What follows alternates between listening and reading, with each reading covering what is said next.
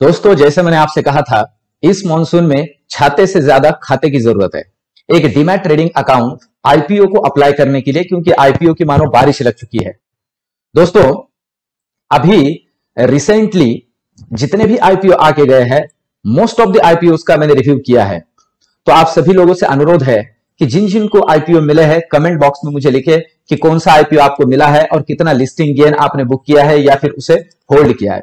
दोस्तों, मुझे तो अभी तत्व चिंतन का जो आईपीओ आया था वो मिला, और आप सभी लोग जानते हैं पैसे डबल से ज्यादा हुए। तो दोस्तों, इसी तरह से आईपीओ के अंदर बहुत ही शॉर्ट ड्यूरेशन में अच्छा प्रॉफिट बनाने के लिए या अपने इन्वेस्टमेंट को ग्रो करने के लिए एक डीमैट ट्रेडिंग अकाउंट की जरूरत सबको है। तो दोस्तों, मैंने जैसे इसके पहले भी कहा है, डिस्क्रिप्शन बॉक्स के अंदर जीरो बैलेंस और free demat trading account opening का लिंक मैंने दिया है, उसे क्लिक कीजिए और डीमैट अकाउंट ओपन कीजिए। दोस्तों, आज हम रिव्यू करने जा रहे हैं एक आईपीओ का, पर मैं आपको पहले ही बता दूं, जैसे मैंने आपसे कहा, बारिश ही लग चुकी है। एक साथ तीन आईपीओ आ रहे हैं, जिसमें से अभी पहले आईपीओ का, पहला दूसरा तो नहीं कह सकते, पर पहले एक आईपीओ का रिव्यू हम करते हैं जिसका नाम है विंडलास बायोटेक। उसका पहले रिव्यू करेंगे और फिर बाकी दो आईपीओ का भी रिव्यू मैं आपके लिए डिटेल में लेके आऊंगा। और साथ ही साथ दोस्तों, अब ये तीन आईपीओ एक साथ क्लैश कर रहे हैं, तो बहुत बार ये होता है कि बजट की दिक्कत होती है। तो दोस्तों, मैं इन तीनों आईपीओ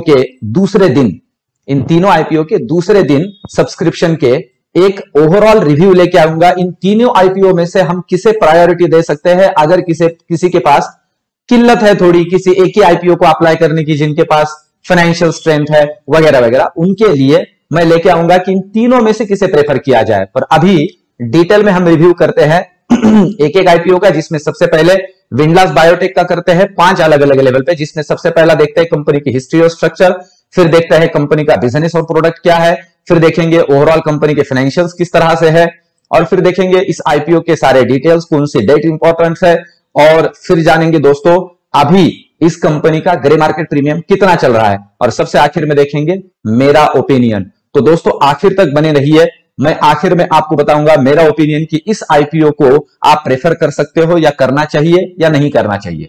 तो चलिए दोस्तों, मैं संदीप जोशी आप सभी लोगों का आपके अपने यूट्यूब चैनल मार्केट गुरु फाइनेंशियल ट्रेनिंग सेंटर पे स्वागत करता हूं, और हम चलते हैं इस आईपीओ का रिव्यू करते हैं, जिसका नाम है विंडलास बायोटेक। यह कंपनी दोस्तों इनकॉर्पोरेट हुई है 2001 में। बेसिकली ये कंपनी करती क्या है, तो इनके बिजनेस को, मतलब जो इनका बिजनेस है, प्राइम बिजनेस, उसे कहा जाता है सीडीएमओ। ये कंपनी सीडीएमओ में है। सीडीएमओ का मतलब होता है दोस्तों, ये फार्मास्यूटिकल के अंदर काम करने वाली कंपनी है, जो फार्मास्यूटिकल सेक्टर के अंदर फार्मा कंपनीज को अलग अलग फॉर्मुलेशंस लगते हैं, अलग अलग कंपोनेंट लगते हैं, उन कंपोनेंट्स को डेवलप और मैन्युफैक्चर करके देने का काम ये करती है। मतलब समझिए कि कोई एक फार्मा कंपनी एक कोई दवाई बना रही है, तो उस दवाई को बनाने के लिए जो इंग्रेडिएंट्स लगते हैं, उन्हें डेवलप करने का और मैन्युफैक्चर करने का काम इस कंपनी का है। मतलब contract development and manufacturing organisation, CDMO. इसमें ये लीडिंग कंपनी है इंडिया की दोस्तों।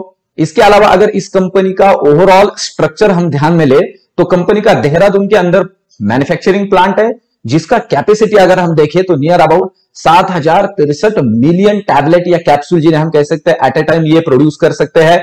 इसके अलावा 54.46 मिलियन पाउच सैशे जो भी होते हैं, उन्हें ये मैन्युफैक्चर कर सकते हैं, और साथ ही साथ 61.08 मिलियन लिक्विड बॉटल्स बनाने का कैपेसिटी इनके इस मैन्युफैक्चरिंग प्लांट का है। मतलब एक तगड़ा कंपनी है। इनके जो भी क्लाइंट है, इनकी रिक्वायरमेंट्स को बहुत ही अच्छे तरीके से ये फुलफिल कर सकते हैं। इसके अलावा दोस्तों, कंपनी के नियर अबाउट 954 एम्प्लॉइज कंपनी के पास है, जिसमें से 40% एम्प्लॉई, दोस्तों 40% एम्प्लॉई जो स्टाफ है, वो क्वालिटी कंट्रोल, क्वालिटी अश्योरेंस के अंदर काम करता है। इसका मतलब हम ये समझ सकते हैं कि जिन क्लाइंट्स को ये अपनी ये सर्विस प्रोवाइड करते हैं, क्वालिटी पे कितना ध्यान देते हैं दोस्तों। तो ये एक कंपनी का की स्ट्रेंथ है इस कंपनी का, कि जिन जिन कंपनियों के साथ ये जुड़ी हुई है, उनको जो भी ये फॉर्मुलेशन मैन्युफैक्चर करके देते हैं, क्वालिटी पे बहुत ज्यादा ध्यान देते हैं।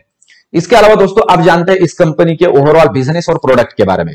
तो जैसे मैंने आपसे कहा था, इनका मेन प्रोडक्ट तो सीडीएमओ है, ठीक है, जिसके अंदर ये कंपनी बहुत से प्रोडक्ट को डेवलप करती है, सिर्फ डेवलप ही नहीं करती है, जिन कंपनी के लिए ये डेवलप करके देती है उसका लाइसेंसिंग हो या फिर उसका कमर्शियल मैन्युफैक्चरिंग हो, ये सारी चीजें ये करती है। और दोस्तों साथ ही साथ ये कंपनी जेनेरिक दवाइयां जो बनती है उन दवाइयों को बनाने का भी काम करती है, कॉम्प्लेक्स जेनेरिक दवाइयों का, और उनके कंपोनेंट्स को भी बनाती है। तो इसके अलावा दोस्तों जैसे मैंने आपसे कहा था, इस कंपनी का बिजनेस 3 अलग अलग वर्टिकल में डिवाइडेड है, जिसके अंदर सबसे पहला जो CDMO, contract development and manufacturing organisations, फिर दूसरा इनका ये कंपनी जैसे मैंने कहा जेनेरिक के अंदर काम करती है, ओवर द काउंटर भी ये कंपनी प्रोडक्ट को बेचती है, over the counter OTC, over the counter. और दोस्तों ये बहुत से जेनेरिक प्रोडक्ट को खुद बनाती भी है, जो जिसके अंदर खास करके हेल्थ सप्लीमेंट भी इन्वॉल्व है।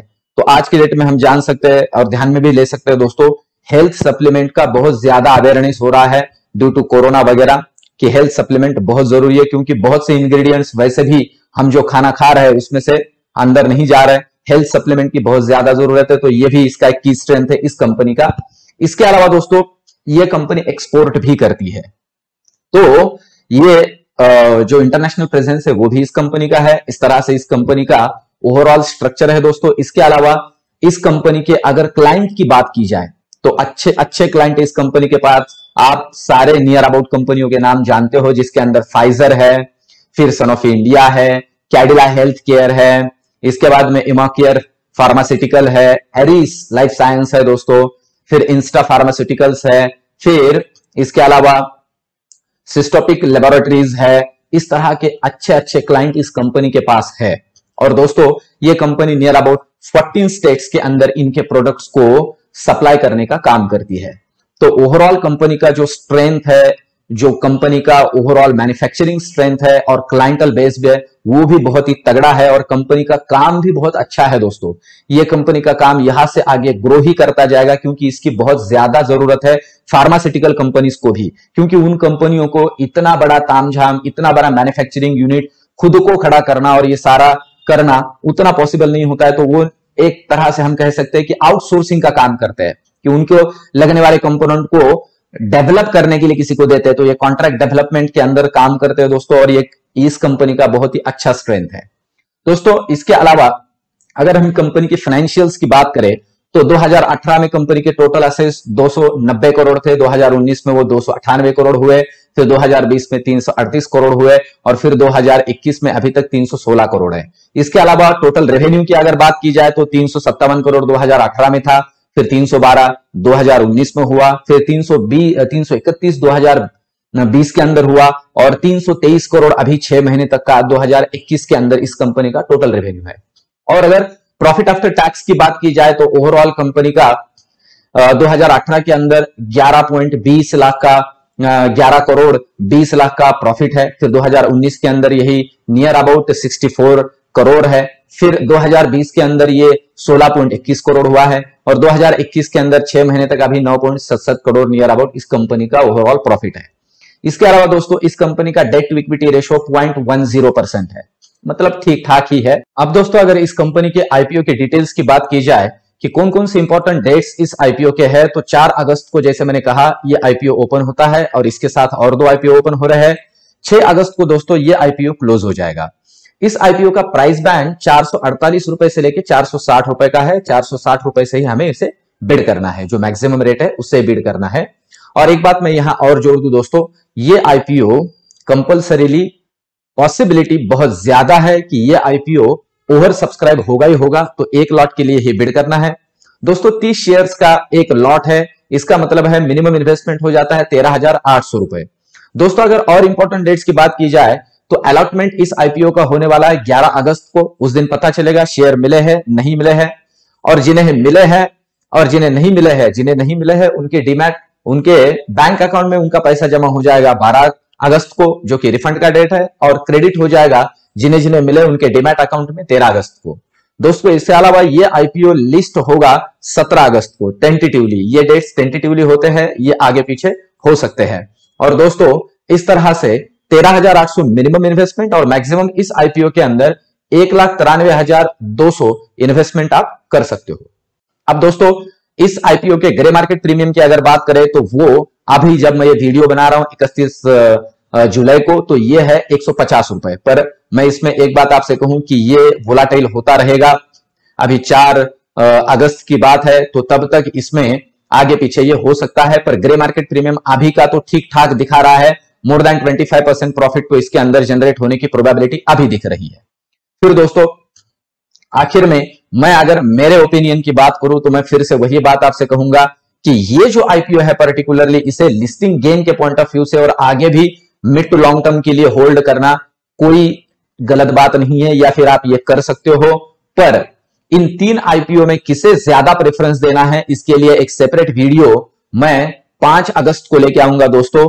तो तब तक मेरे साथ बने रहिए और इस वीडियो को लाइक कीजिए, शेयर कीजिए, सब्सक्राइब कीजिए चैनल को, और बेल आइकन को भी प्रेस कीजिए। और दोस्तों आपके दोस्तों को, परिजनों को भी इस चैनल के बारे में बताइए और इसे शेयर भी कीजिए।